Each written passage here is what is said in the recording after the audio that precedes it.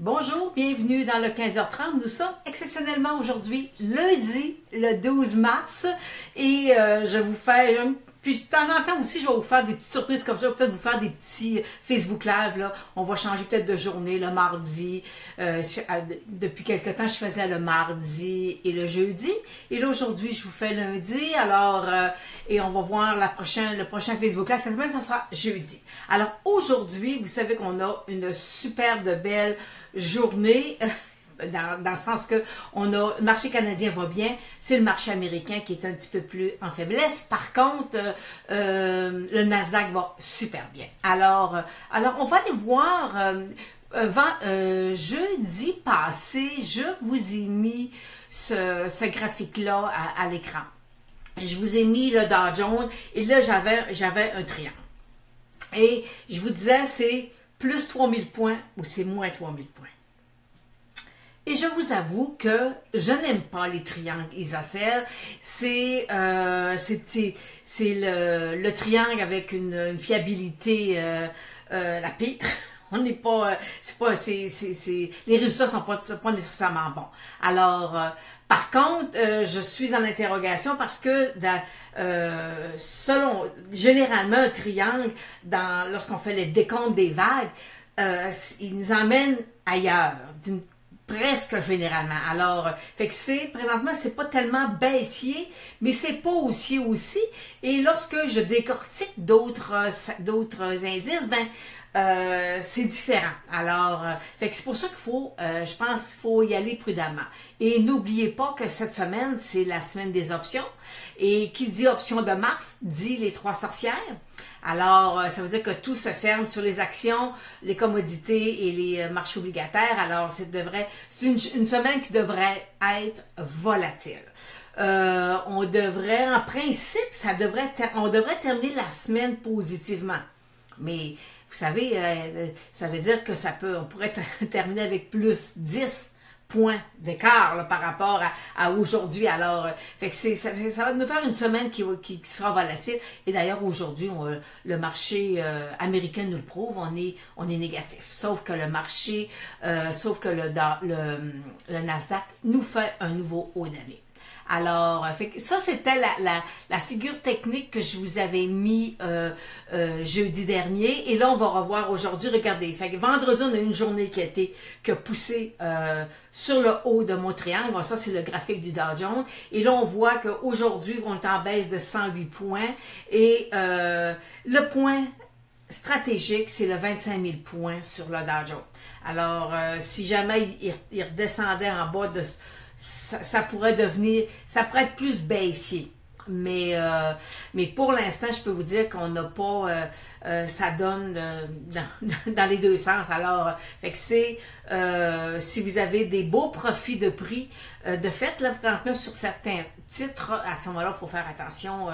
Et on a j'avais des titres, moi, qui étaient baissiers sur le Nasdaq, qui, là, j'ai eu une inversion. Alors, fait que ma cible baissière, elle est cancellée. Alors, fait que c'est vraiment, là, c'est pas un marché qui est nécessairement facile. Alors, mais on a quand même des points d'entrée intéressants qu'on peut aller chercher. Alors, on va aller voir, là, je vous présente le graphique du S&P 500. Et voyez-vous, il est complètement différent du Dow Jones.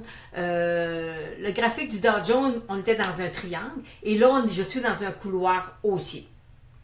Alors, et là, les gens me disent, Lynn, pourquoi toi, tu préfères le Dow Jones? Ben, moi, je préfère analyser 30 titres que d'en analyser 500. Bon, alors, fait que le Dow Jones, il représente peut-être un peu plus là, le Nasdaq. Là. Il y a peut-être plus de titres du Nasdaq qui dans le Dow Jones parce que dans le Dow Jones, dans le S&P, parce que dans le Dow Jones, on a juste pour dire là, Apple qui vient bouger. Alors, puis Apple a fait un nouveau haut d'année aujourd'hui de 182 $. Alors, mais par contre, si je regarde le S&P 500, le couloir haussier qui apparaît là, c'est généralement une figure baissière. Alors, voyez-vous, j'ai un triangle sur le Dow Jones et là, j'ai un couloir haussier qui généralement devrait nous donner une tendance à la baisse. Mais il pourrait encore monter, il pourrait venir tester le haut de son couloir, mais c'est pour ça que c'est ambigu là, présentement là, dans la direction du marché. En parlant, là, on va aller voir le Nasdaq et je vais vous présenter le QQQ, c'est son ETF, là, son PowerShare. Bon, le QQQ, la seule chose, on a un nouveau haut d'année aujourd'hui, mais regardez, on n'a pas de volume. Il n'y a pas de volume sur le QQQ, qui est généralement, là, c'est un indice qui est très, très, très fort, là, et on n'a pas le volume moyen, présentement, on est en dessous. Alors, tu fais un nouveau haut, puis le volume ne suit pas, il faut faire attention. Et il y a quelques titres seulement. J'ai analysé, en fin de semaine, j'ai analysé le Nasdaq 100 et je regardais les titres qui nous donnaient un nouveau haut d'année avec du volume. Il y avait 2 titres seulement qui avaient un volume supérieur. Il y en a, les autres, ils ont fait des nouveaux hauts d'année, mais avec un volume inférieur au volume moyen. Alors, c'était tout, si je me disais, on a besoin de volume, surtout lorsqu'un marché affiche un nouveau haut d'année, on a besoin de volume. Alors, c'est mon petit point là, négatif un peu là, sur le Nasdaq. J'ai le TSX, ben, présentement, est en hausse de 32 points et on est toujours coincé entre la moyenne mobile 200 jours et son support à 15 000. Alors, fait qu'on voit si jamais il veut y repasser par-dessus à ce moment-là, mais pour l'instant, ça ne semble pas être le cas.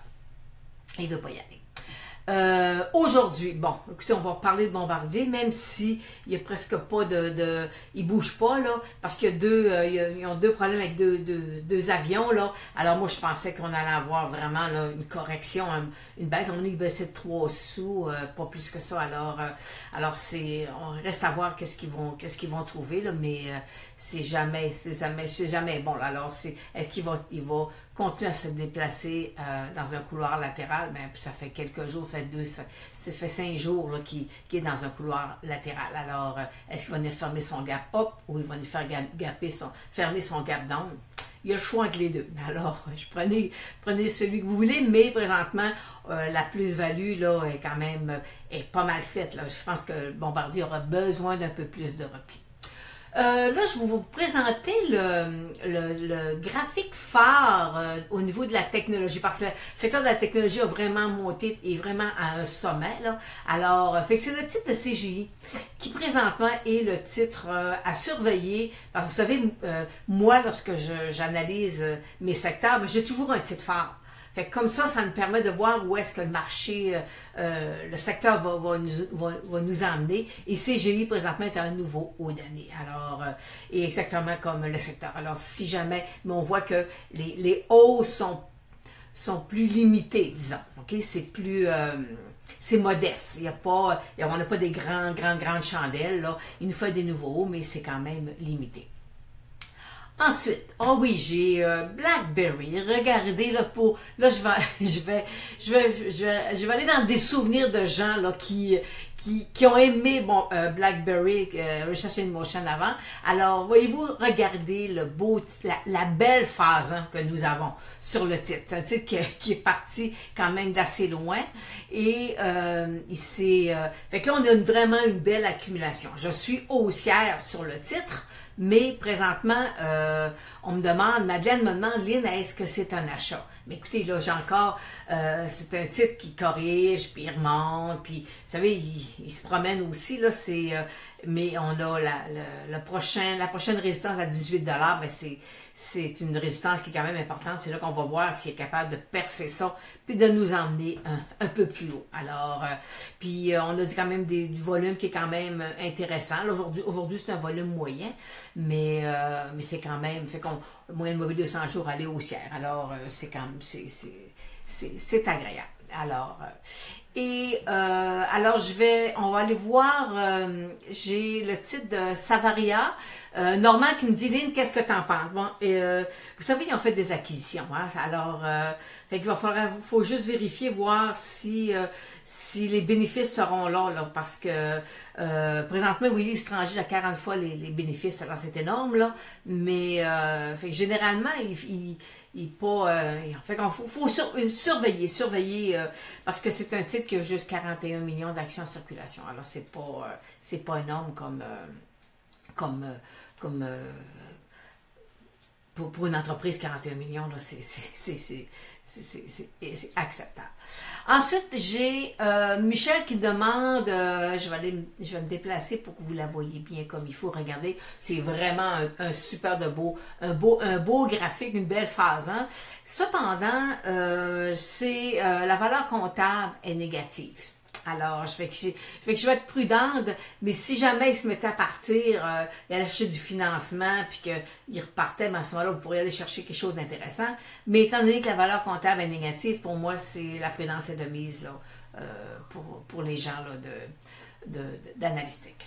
Berthier, le symbole MOMO, c'est la même chose que même symbole que le nom. Et bon, écoutez, là, présentement, il me demande qu'est-ce que. Ben moi, je suis pas haussière dessus, je suis plutôt négative sur le titre. Là. Alors là, il est sur sa résistance. Et c'est là qu'on va voir s'il va réussir. Mais moi, pour moi, c'est pas. Il y a eu un beau rebond. Rien de plus. OK? Pour moi, j'ai rien d'autre là dans le collimateur pour ce titre-là, Berthier. Je pense que c'est Michel aussi, NAC. Bon, NAC, OK, oui, il y a des Warren. Ils ont fait une émission, puis il y a des Warren à exercer à 90 sous. Alors, ils vont d'ici 24 mois, là, alors, fait que c'est possiblement, ce qu'ils veulent faire aussi, c'est que le titre reste au-dessus des 90 sous pour être capable de forcer le Warren à être exercé. Alors, fait que c'est... puis ça, c'est dans du... Je pense que c'est du cannabis.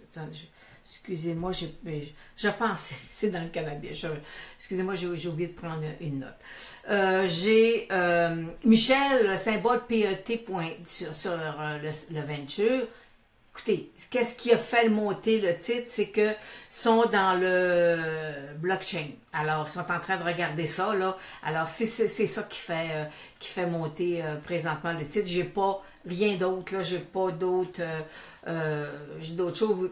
Généralement, ils sont dans le secteur du gaz. Alors, puis là, ben, c'est un peu comme en l'an 2000. On avait plein de compagnies orifères qui changeaient puis qui s'en venaient dans la technologie, là, des coquilles vides ou des choses comme ça. Alors, c'est peut-être ce principe-là que se fait que va opérer l'entreprise, là. Alors, mais présentement aussi, la valeur comptable est négative. Alors, prudence aussi sur le titre sur ce petit titre-là qui est possiblement très spéculatif. J'ai Michel aussi qui me demande qu'est-ce que je pense de PTK sur la bourse du CDNX. Ben écoutez, moi, mon objectif à 80 sous était touché. Alors, j'avais pas autre chose. Il y avait une résistance là. Alors, selon moi, j'avais pas rien d'autre à ajouter sur le titre de ce petit penny stock là. Il n'y a rien. Je suis pas acheteuse du tout là. C'est pas. J'ai absolument rien d'autre. Alors. Et ce matin, j'ai mis pour les clients d'Analystère que je vous ai mis, c'est accessible sur le site en tout temps. Je vous ai mis le graphique de l'or. Alors, voyez-vous, on est vraiment là, le 1310. On est vraiment, c'est un support. Il est en dessous des moyennes mobiles de 100 jours et je vais aller voir. Tout à l'heure, j'étais à 1323. Là, j'étais à 1322 sur l'or. Et le pétrole étranger, présentement, est à 61 et 31. Alors, sur le pétrole. Alors, puis vous savez, les titres pétroliers ne sont pas au rendez-vous. Alors, fait que je pense qu'il faut faire attention avec le secteur du pétrole. Là, mon point d'entrée n'est pas encore arrivé. Puis sur l'or, ben non plus. Alors, présentement, voyez-vous, le Dow Jones est en baisse de 90 points à 25 246. Et n'oubliez pas que le 25 000, c'est un point important sur le Dow Jones. Et le TSX est en hausse de 28 points, 15 606. Alors, c'est ce qui termine aujourd'hui notre 15h30.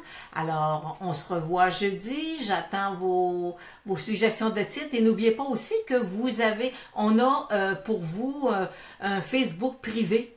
Alors, pour les gens qui veulent en savoir un peu plus, des fois qui veulent me poser des questions sur un titre en particulier, là, avec un peu de technique, là, alors, j'ai créé ce groupe-là justement pour créer, c'est plus facile, là, à l'intérieur. Puis aussi, des fois, je peux aller, moi, à l'ajouter mes analyses de secteur avec, en allant un petit peu pointu.